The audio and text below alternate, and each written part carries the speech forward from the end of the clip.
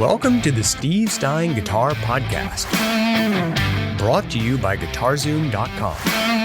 If you want to improve your guitar playing, keep listening.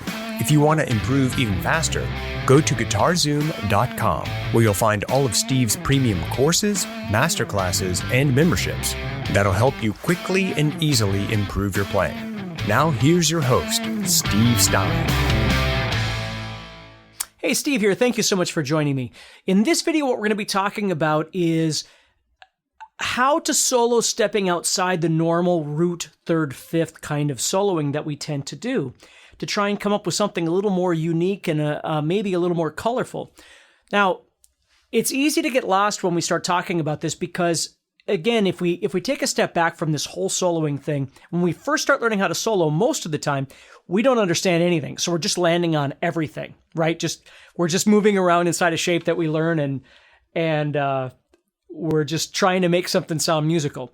Then we start getting some logic to what we're doing and we start telling ourselves, okay, I'm supposed to go to this over this and that sort of thing, which neither one of those are wrong. It's all about sellability. It's all about when you play, does it sound the way that you want it to sound, right? So when I talk about, can you sell it? I don't mean financially. I mean, can you convince somebody that what you're doing is supposed to sound like it is? So the trick with the root and the third and the fifth is that they're really great notes to land on or emphasize because they're part of the chord. So you really can't go wrong. The downside is over time, they tend to become a little bit stale if you don't ever do anything else. And it's not that you have to understand all of your music theory or something to step outside. You don't. You need to explore a little bit. So if we take like an A minor chord, for instance, this chord progression that that I was jamming over at the beginning of this is A minor and F. That's it. So the question I have to ask myself is, well, what scale am I going to use? And can I visualize these chords to some degree on the fretboard?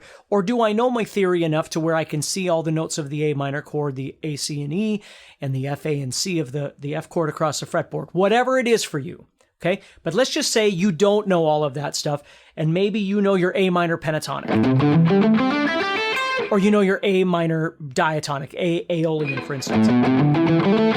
So you're doing A natural minor.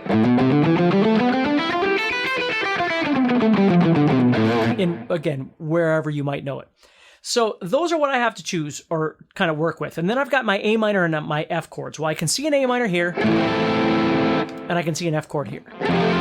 Okay, so logic would say, well, I've got this scale, and I can see this A minor chord. So this note, and this note, and this note, and this note, and this note, and this note are all part of the A minor chord. They are also part of the scale. So those would be the notes that I would try and target in my solo. And you probably have already heard me talk about this, but I just want to make sure before we move forward. So I'm doing is playing the notes of this A minor. So inside this scale,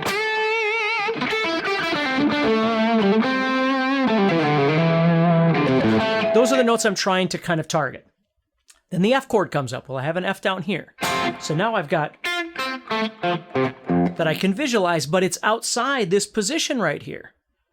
Now, that's okay as long as you can see the position that you're supposed to be in down here. Otherwise, you can't really make the two work together, okay? So what I try and do is I try and kind of visualize them both in the same position. So let's say we are looking at F as being right here, okay? So there's kind of a cage chording system if you've never heard of that before. So I'm playing 8, 7, 5, 6, 5. And you can play the whole thing, but the point is I can see it. So I can see this A minor chord sitting here, and I can see this F chord sitting here. So when I go to solo, I can emphasize any note of this A minor shape while I'm playing my scale, whatever scale I'm using. And when the F chord comes up, I can visualize this and emphasize any of those. So let's see how that sounds.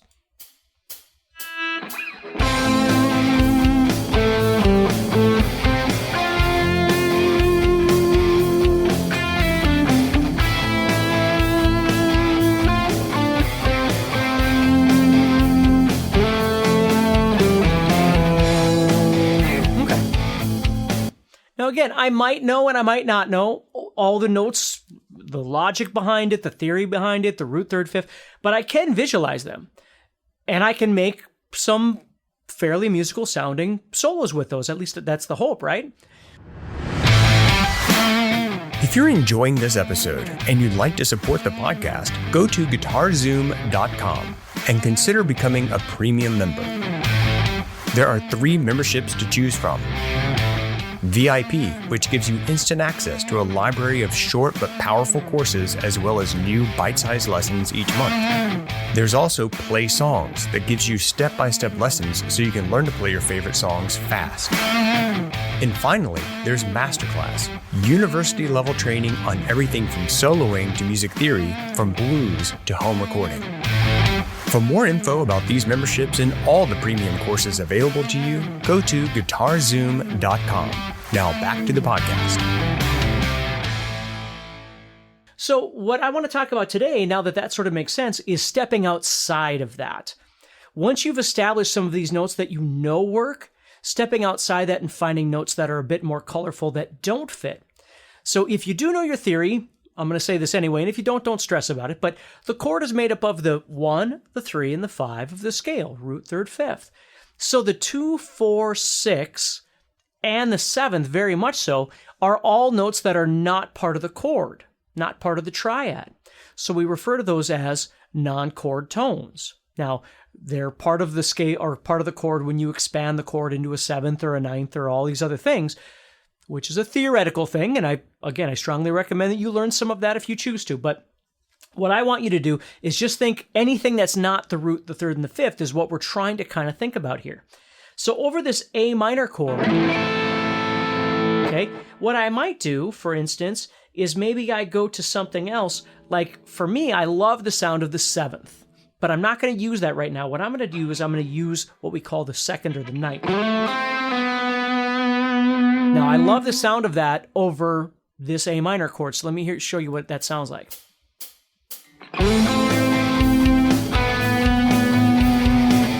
Okay, now I'll just resolve the F as the F comes around back, so you can kind of hear what that sounds like over that A minor. So here we go.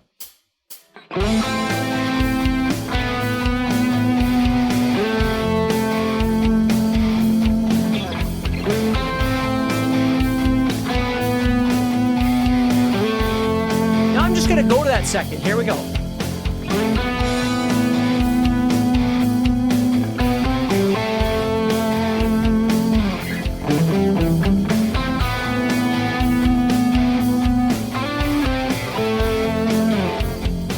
So even though it's not part of the chord, it actually sounds quite nice, doesn't it?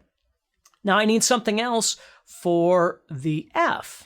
Okay, well, I've got this F sitting here that we just talked about, but what I want to do is I want to find something other than, let's take the note F right here on the 2nd string,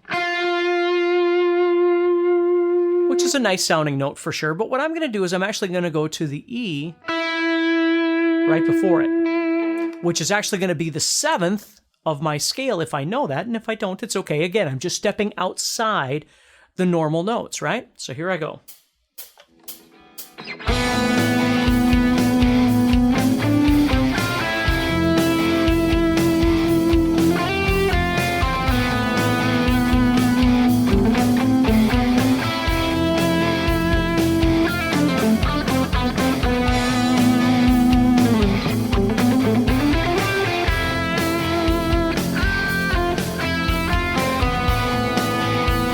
Okay, and you'll notice again, it sounds quite nice.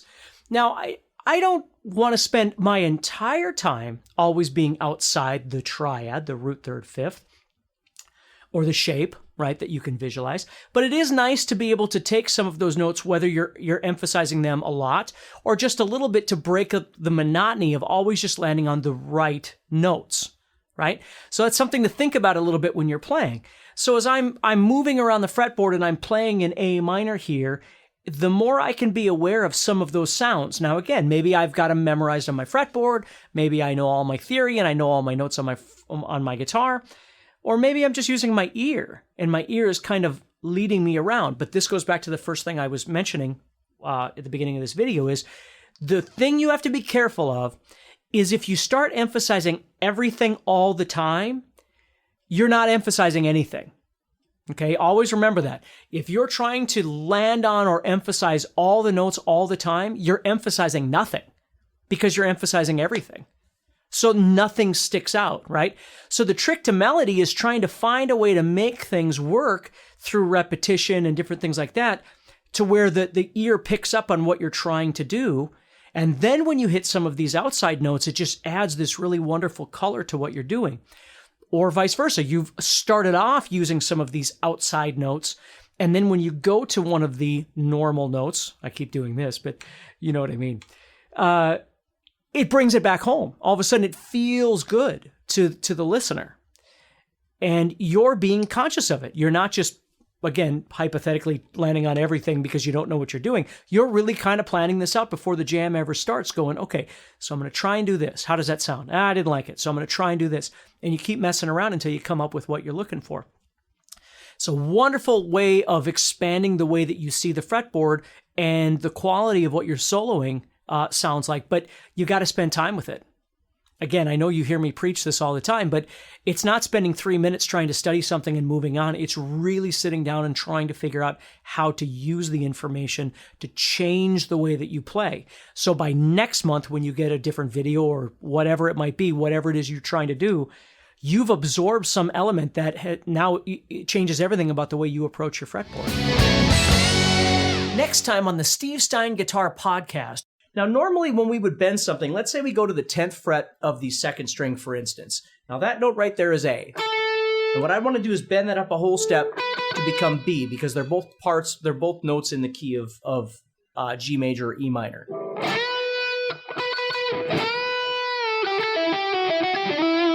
So, I practice my usual bends, make sure the sound's right.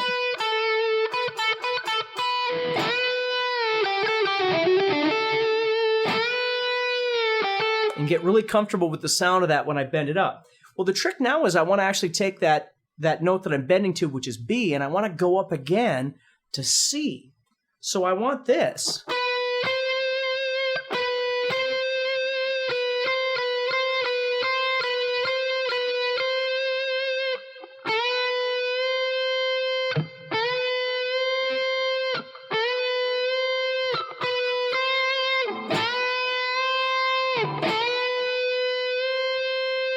Now, it sounds really neat when you use it in context.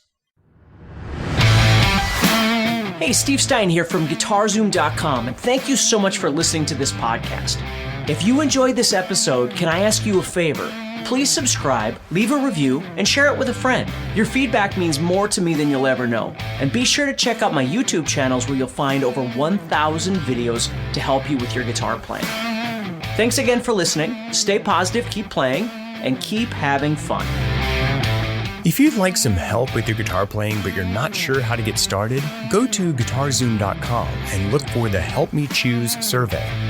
By answering a few simple questions, you'll get Steve's personal recommendation of the perfect course for you. All this and more is available for you at GuitarZoom.com.